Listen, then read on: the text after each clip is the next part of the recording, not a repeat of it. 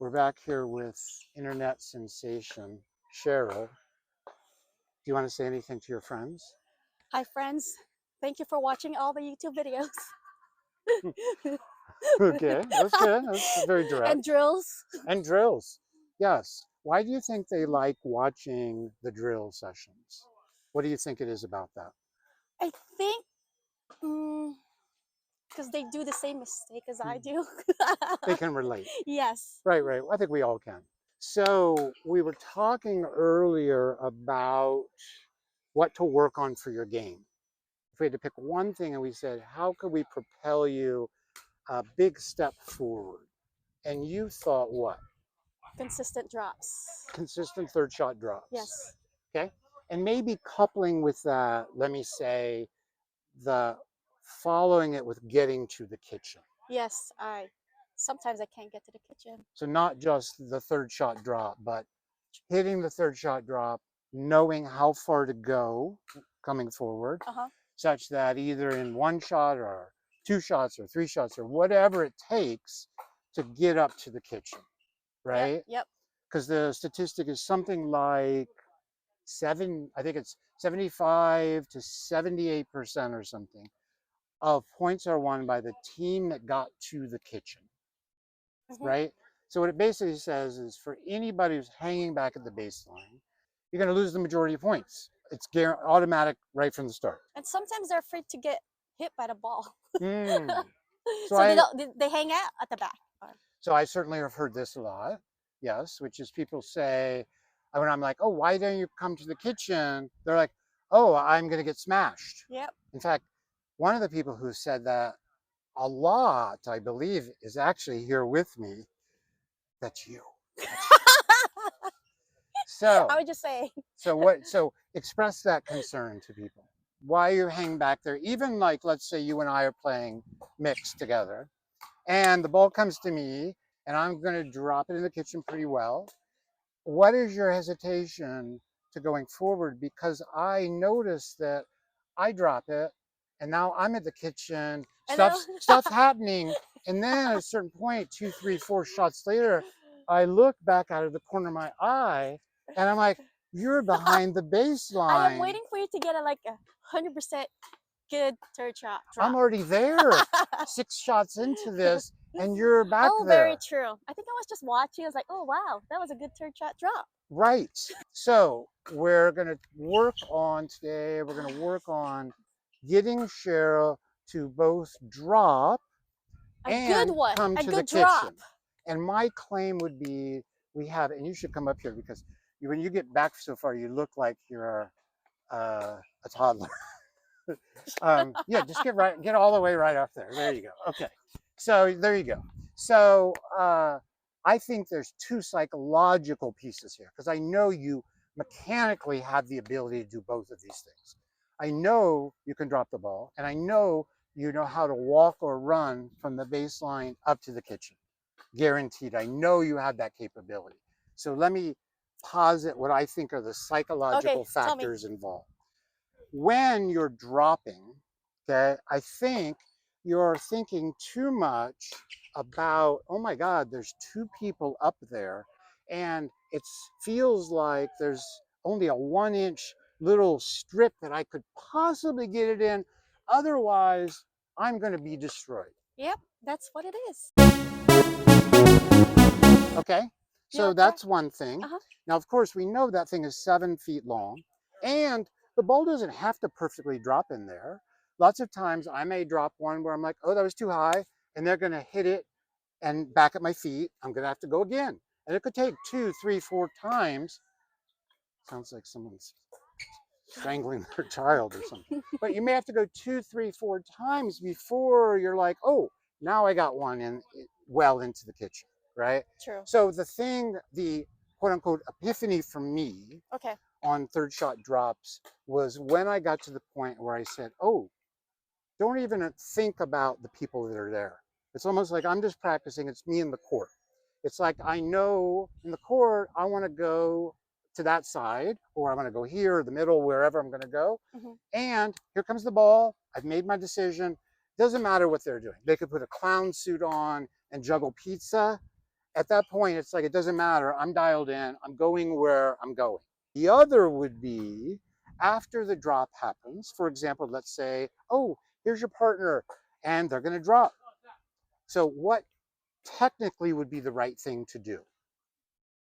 Move forward while they drop. Even before they hit the ball, once you know, oh, my partner's got this third shot, I can start moving. I'm going to keep my eye on them. I'm not going to run in there like guns a blazing. In fact, we could probably put some sound effects in here.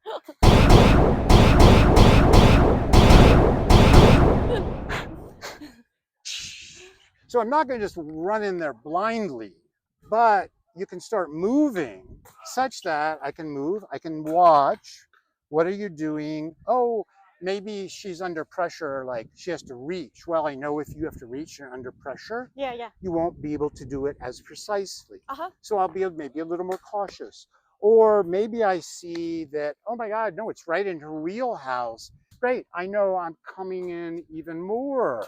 But I have tons of time. I just got to get moving such that if the ball does drop in the kitchen, I'm just a couple steps away from, boom, I'm at the kitchen. On the other hand, if I see the ball trajectory high, I see the other team starting to salivate Yes, to yes. smash it, then I'm going to stop where I am. Time permits, I'll take a step or so back. What if you don't have time to step back? But you do once you see Okay, where the you ball's step going. back and then stop, right? So step one, stop. Worst case, just stop where you are and get the paddle down. Because if they hit it up here, it's going to go out. So you don't care. So get the paddle down. Step two, if you're like, oh my God, yeah, that third shot dropped, it's too high. It's sort of just floating in the air and eventually you'll get there. I've got some time. I take a step back. One step gives a lot more reaction time. And listen, right? If your partner's good and good collaborator, they're going to tell you. They're going to be like too high, or good, or stop, or something. Okay. Uh-oh. Uh-oh. If they say uh-oh, then yes, of course, cover all important areas because it's coming back hot. So the key though is get moving. All right. And then the other side of the coin, which you've asked about, is, well, what about a third shot drive? Right? So tell me your thoughts about, oh, I'm going to drive it versus I'm going to drop it. Take your time. There's no rush. So we've got 7.5 hours of daylight left. So why do I always drive? Is that what you're saying? Well, you historically used to only drive. Then that's how I get to the kitchen. By driving. So explain that for me. Some people are not very good at blocking. So I try to. You try to capitalize on the fact you're playing a lower level player and try to hit it hard at them in a way they can't handle, is what you're saying. Yeah. Okay. That's not, you can be honest for sure. It's okay. So, and that's a perfectly fine strategy. However, what it doesn't do is advance your game. Yes, very true. It doesn't scale when you play higher level players. And I would claim what we want to be drilling and practicing and learning is how to create skills that let us advance and play higher level players. Okay? So I'll give you my philosophy on the drive. Okay. So I'll drive in general if the shot coming to me, which would be, often their return of serve, is going to set up in a place where I'm like, wow, I can handle that super well. I can step into it. I can drive it. It could be one hand forehand. It might be two hand backhand, but it's right there in my wheelhouse. It's like made to drive. But the thing about that drive is because it's much faster than a drop, it doesn't allow as much time to get in. So what I'm counting on with that drive is not that they won't be able to hit it, because better players will get a paddle on it for sure. Very true. But that they may not handle it well and may pop it up a little bit. And so when I've gone for that drive, I'm counting on, hey, my partner is farther toward the kitchen than I am. So if I can force through the drive a pop-up from the other team, my partner is there to smack it back to down. finish the shake and bake off, right? Yeah. which also implies my partner needs to be moving before I hit the drive, right? Okay. Yeah. So, and you know, if I had to, if someone is learning pickleball and maybe working through the intermediate levels, and they said, should I spend time working on my drop or time working on the drive? I would say what? Drops first. Of course, drops, because drops are the amazing neutralizer. That person on the other side could be a duper 9.9, but if you can drop well, you can be at the kitchen. Yep. They can't do anything. But if you're driving, they're just going to hit it like a fly swatter, and it's going to be over, right? Yes. So I think drops are key. So what we're going to work on today is your drop. We're going to work on you getting comfortable with the drop and forgetting about somebody's there, just you and the court. And B, we're going to work on you going from the drop to following through and moving forward. And we'll work on that. We'll do a little transition zone game, a little 7-Eleven. Okay, sounds good. Okay? Yep. I will get to the kitchen. Okay, so you're at 50%, right? But we'd like 98%. I'd rather it come over and be really high than not. Than too low.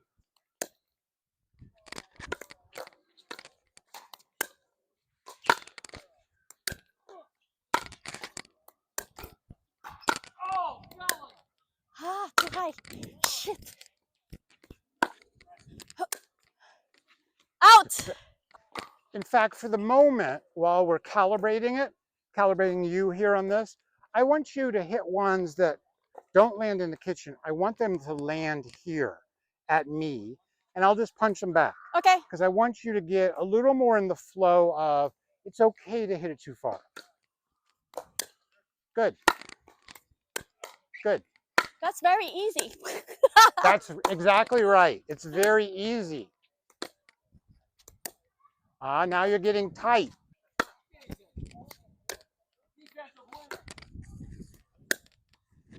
Little higher. Higher to me.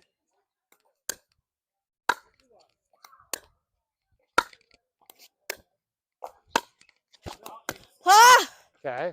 So aside from that little last snafu, the thing I noticed was it moving? You're trying to hit them higher, but none of them were smashable. They were in here, which might mean I might push you back and you try again, and sometimes maybe it's a little less. Some of the ones you were trying to hit high dropped in the kitchen. So that sequence of 5 or 6 drops was probably better than your normal set of drops. So I gotta... Because you're allowing yourself psychologically, I would claim, the freedom to say, oh, it's okay if I hit it too far. When we think I can't hit it too far, it's like I'll be electrocuted if it goes too far. Everything gets tight. It's all tight. We want loose fluid. Good. Hit it high. It's fine. Good. That's fine. Good. That's fine.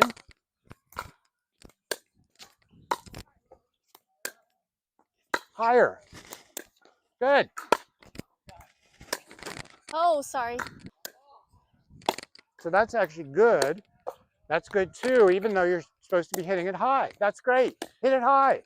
I don't want to. This high. Is better. Higher. This is better. I'm not afraid. Higher. Good. Out. Okay. So my point in that little silliness is I think when you realize, oh, I can just relax and hit it fluidly, it pulls out the tension and our arms don't get short. We're not trying to like bunt it and get all that weird stuff. We're going to do transition, right? Here? So 7-Eleven game. So again, you're going to hit and you're going to decide how far to come in, right?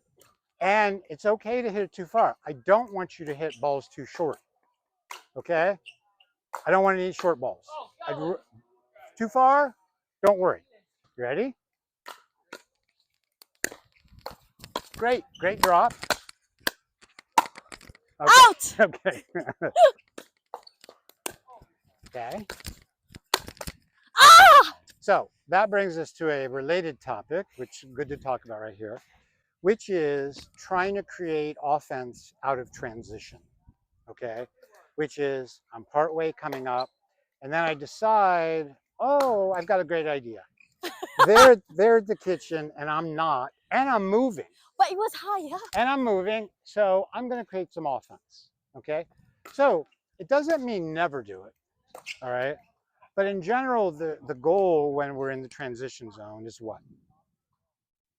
Get to the kitchen. Get to the kitchen. Just get. And me being in transition and swatting one like this isn't really helping with that. Yes, of course, if I'm coming in and the ball's up here and 4 feet from the kitchen, I can hit a solid overhead smash, I will go for it, of course, okay? But in general, in the transition, you know, ball in the yellow zone, waist high, whatever, or knee thigh high, whatever. No, there's no point. The other team, they're there watching you. They see the whole thing. They know it's coming. They're just going to hit it like a fly swatter, right?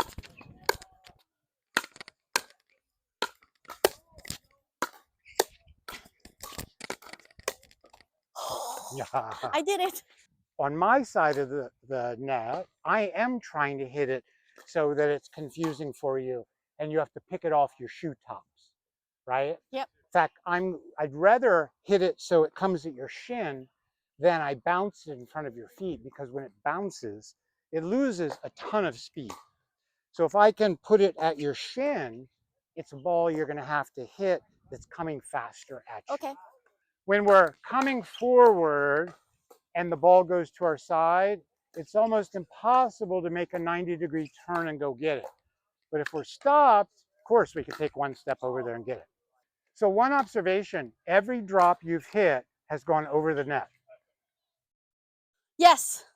So since we changed your mindset, where you used to be trying to thread the needle and 40% would go into the net, now all of a sudden, every drop you've hit has gone over the net. Good. Ah! Ah! I knew it was coming. Good.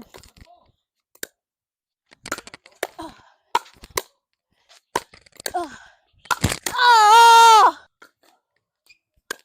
So that shot there, I hit a very low, I hit a short shot. That's one where you're going to bump it in the kitchen and easily get to the kitchen. Because it was like 60% of the way in there, right? Instead, you kind of hit it and then you just hung out. That's one where right when you see it, before you hit it, you know, oh my God, it's so short. I'm just going to bump it and then I'm going to be right into the kitchen. Good. Kitchen. Nice. Get to the kitchen. Great.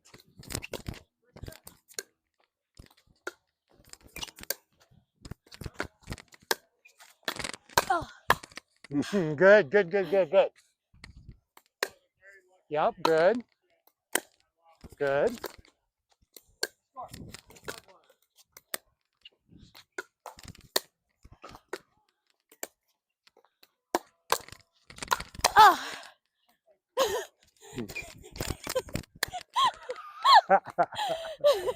So, well, I noticed you had far fewer shots went into the net. Like out of everything we did, I think maximum 2 went in the net, which normally it would be 40%. So what was different? I wasn't focused on hitting the perfect third shot drop. Like, doesn't matter if it's high. If it's high, it's good. Just try and defend it.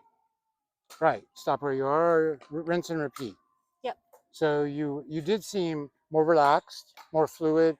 You weren't stressed on, oh my God, I have to put it just barely over the net. All of a sudden, did it make it feel like it was a much bigger target and you had much more room? Yeah, because it doesn't matter if I hit it so high.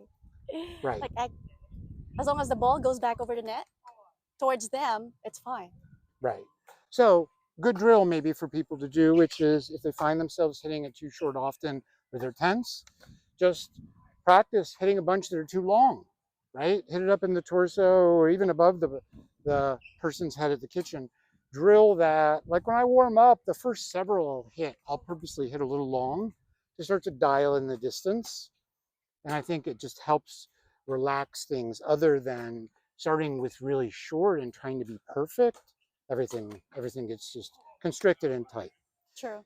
And then we didn't do a ton. We did a little bit on you getting to the kitchen, right? Any lessons there? As soon as I see you hit the ball, I have to stop, right? As soon as I stop and get ready to defend. As soon as you see I'm about to hit the Yeah. ball, yes.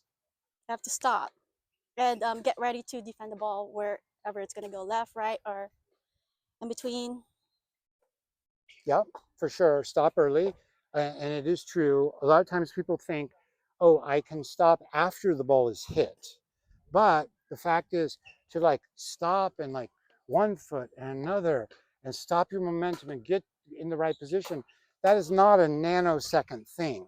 That is like a full second or two, which means I got to start that process before the other person hits it. And I see that a lot, which is people start that too late and then they get caught still shuffling their feet, trying to come to a stop and digging out the ball. Yes, very true. Any last other little tidbits you'd like to share with your adoring fans? I don't know. I was just happy that I get to the kitchen. Yep, good job on getting to the kitchen. And anything you'd like to say about your hat? Show people your new hat. I have a new hat, sponsored by Lizzie, mom of three. Three Yes, boys. mom of three boys. That's right. Right. And why did Lizzie get you a new hat? Maybe my hat was too old? Yeah, yes, the other hat basically looked like it had gone through World War II. So now you've got a fresh new hat with two of your favorite creatures on it. Honu. Yep. Honu. Honu? Yeah.